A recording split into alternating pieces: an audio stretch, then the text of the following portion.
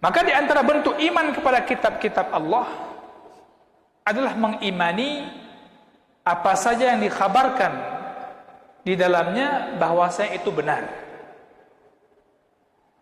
Kama anna kulla khabarin fil Qur'an fahuwa haqq.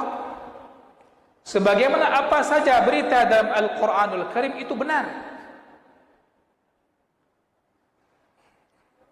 Karena kitab-kitab yang ada di tangan para nabi itu adalah dari Allah Subhanahu wa taala, dan semua yang datang dari Allah itu benar. Semua yang datang dari Allah itu benar. Maka seperti Abu Bakar radhiyallahu anhu, ketika orang pada mendustakan, Abu Bakar radhiyallahu anhu ketika dikatakan kepada beliau, kamu percaya kepada apa yang disampaikan oleh Muhammad? Siapa yang sampaikan? Muhammad. Ya, aku percaya. Karena semua yang datang kepada Nabi Muhammad sallallahu alaihi wasallam itu dari Allah Subhanahu wa taala. Hadirin berbahagia. Begitu juga kita beriman semua hukum di dalam Al-Quran itu benar dari Allah Subhanahu wa ta'ala. Sebagaimana hukum yang ada dalam kitab-kitab sebelumnya itu benar sebelum mereka ubah. Hadirin yang saya muliakan,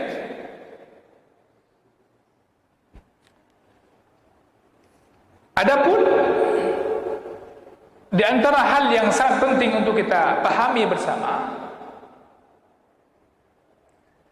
apakah hukum-hukum yang ada pada kitab sebelumnya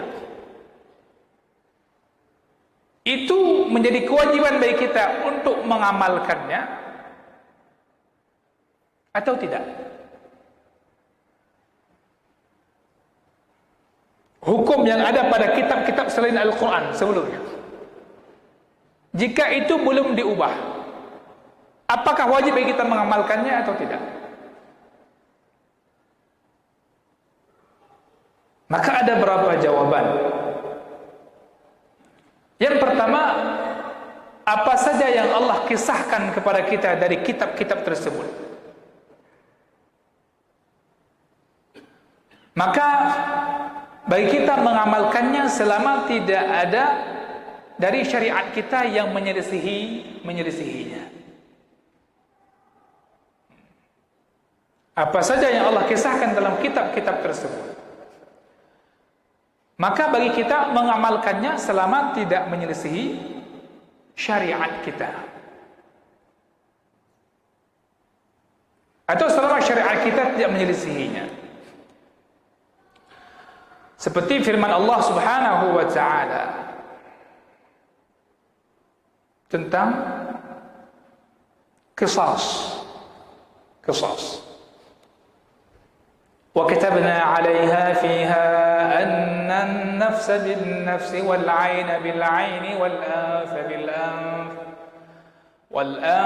بالأنف والأذن بالأذن والسن بالسن والجروح قصاص فمن تصدق به فهو كفارة له ومن لم يحكم بما أنزل الله فأولئك هم الظالمون. Al-Maidah ayat 45. Ini tertera dalam Taurat. Hadhihi maktubatun fit Taurat. Dan Allah Subhanahu wa ta'ala menukilkan kepada kita Azza wa Jalla di dalam Al-Quran.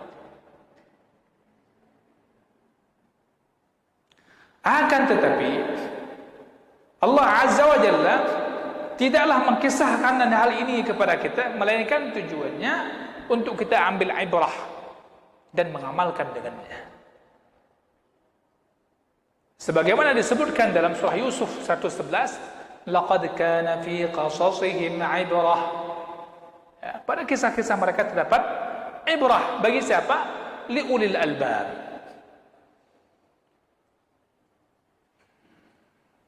Kemudian apa saja yang Allah kisahkan dalam Al-Quran kepada kita dan dinukilkan kepada kita dari kitab-kitab sebelumnya, dan itu menjadi syariat bagi kita, karena Allah Subhanahu wa taala tidaklah menyebutkan sesuatu itu sebagai hal yang sia-sia.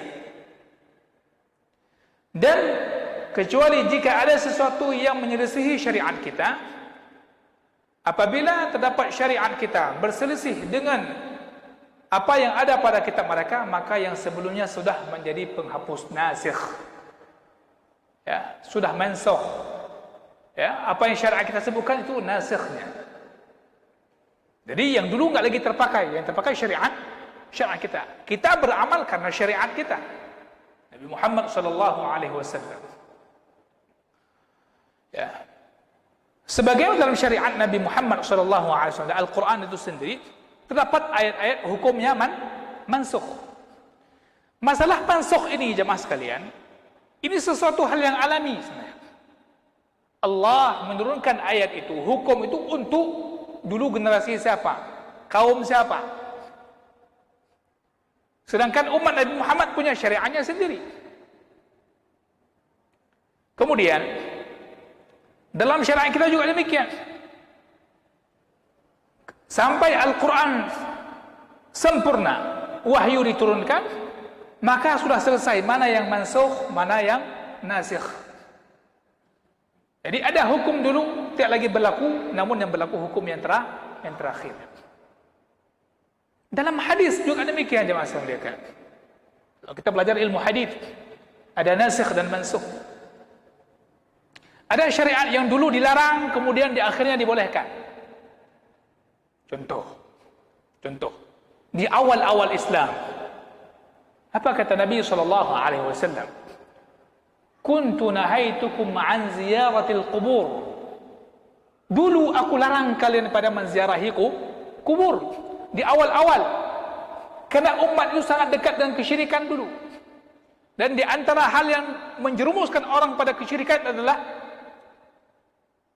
ghulu kepada kuburan, kepada orang dalam kubur. Maka kata Nabi, kuntu nahaitukum an ziyaratil qubur. Kemudian di akhirnya ala fazuruha. Larangan itu dihapus, kemudian diizinkan, disyariatkan untuk ziarah kubur. Kesimpulannya apa? Ziarah kubur boleh? Sunnah. Ziarah kubur sunnah.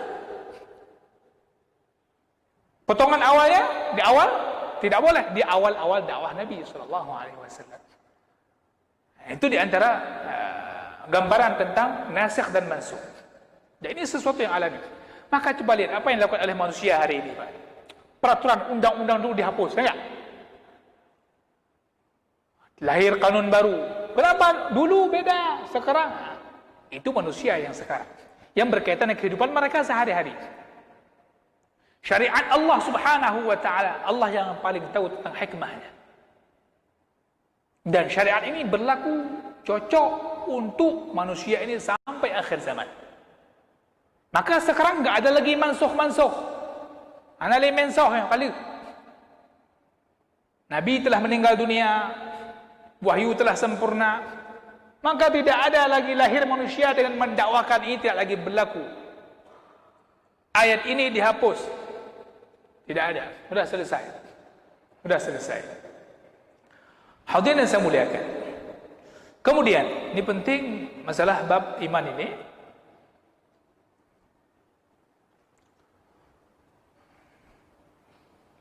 Maka sejumlah banyak hukum pada syariat Nabi sebelum Nabi Muhammad SAW, dengan hadirnya syariat Nabi Muhammad, maka hukum yang dulu tidak berlaku lagi. Kemudian